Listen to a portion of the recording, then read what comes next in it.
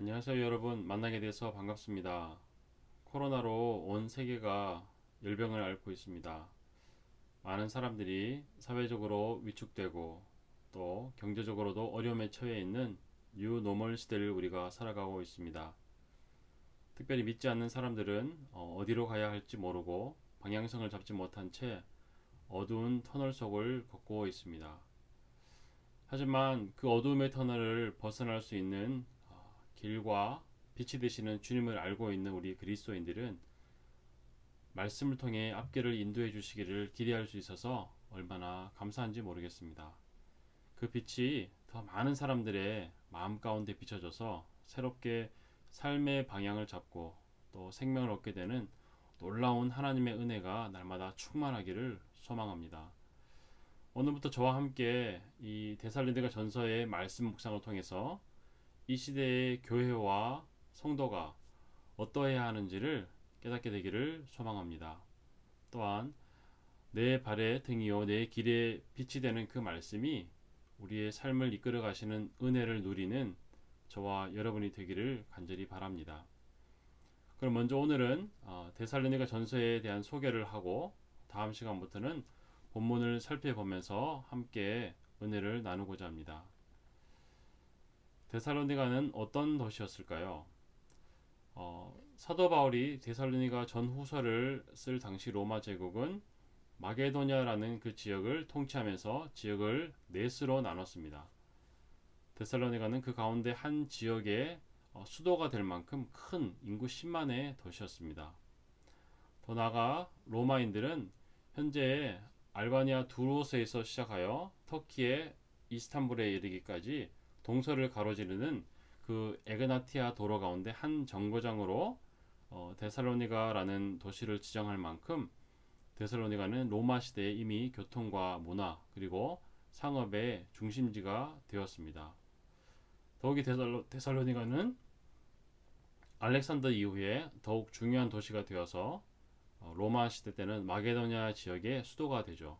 당시에 헬라 지역에서 고린도에 이어서 두 번째로 큰 도시가 된 것입니다.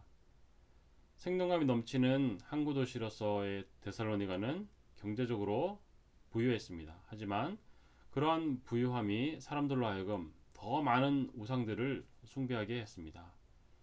경제적으로 그렇게 풍요했던 그 데살로니가에서는 그리스 로마의 전통적인 신인 술과 풍요의 신 디오니소스를 비롯한 또 다산의 이시스와 같은 그런 신들을 섬기기도 했습니다. 그렇다면 다음으로 우리가 데살로니가 교회가 어떻게 시작되었는지 잠시 살펴보겠습니다.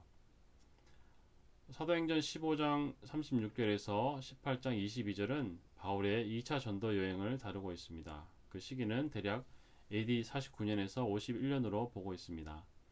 바울과 실라는 바울이 1차 전도 여행 때 전도했던 소아시아 지역의 여러 지역을 다시 한번 이렇게 방문했습니다. 그리고 바나바는 마가 요한을 데리고 구브로로 가게 됩니다. 바울과 실라는 더베 그리고 루스드라, 비스디아 안디옥을 차례로 방문하게 되죠. 거기서부터 그들은 드로아로 갔고 드로아에서 바울은 한 마게도냐 사람이 자신을 부르는 환상을 보게 되죠. 유럽으로 건너간 바울과 실라는 에그나티아 도로를 따라서 여러 도시를 건너간 뒤에 그리스 남부의 아덴과 고린도에 가게 됩니다. 고린도에서 약 2년 정도를 머물면서 데살로니가 전서를 기록하게 되는 것이죠. 데살로니가 전서는 크게 두 가지 목적으로 기록이 되었습니다. 첫 번째로는 주님께서 재림하실 때 죽은 그리스도인들의 운명에 대해서 기록하기 위해서였습니다. 교회 지체 가운데 죽는 사람들이 생겨나자 데살로니가 교회 사람들은 동요하기 시작합니다. 주님께서 재림하실 때 그 죽은 그리스도인들에게 어떠한 일이 일어날지 몰랐기 때문이죠. 교인들은 충분히 그 사실을 알지 못했고 소망 없는 슬픔 가운데 빠져 있었습니다. 그들을 향해 사도 바울은 바로 죽은 자와 산자 모두 주님께서 이 땅에 다시 오실 때 구원받도록 예정되어 있으니 안심하라고 그들을 위로하고 또 권면하는 것을 4장 5장을 통해서 볼 수가 있습니다. 바울이 데살로니가 전서를 기록한 또 다른 목적은 바로 몇 가지 공동체적 문제에 대한 권면을 하기 위해서였습니다. 그 공동체적 문제 가운데 첫 번째는 바로 성적인 거룩함입니다. 4장 3절에서 8절 가운데 이렇게 기록되어 있죠. 음란을 버릴 것, 그리고 거룩함과 존귀함으로 아내를 대하며 또 세욕을 버리라고 권면하고 있는 것을 볼 수 있습니다.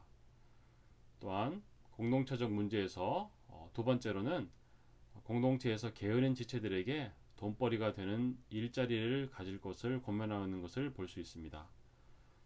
이 데살로니가 교회 내에서 교인들이 주님이 곧 오신다는 이야기를 듣게 되자 사람들이 점점 이 땅에서 가장으로서 해야 할 의무, 또 교회 내에서 형제를 돌보고 배정적으로 돌봐야 할 의무들을 저버리는 삶을 살고 있는 그 지체들을 향해서 진심 어린 충고를 하고 있는 것을 볼 수가 있습니다.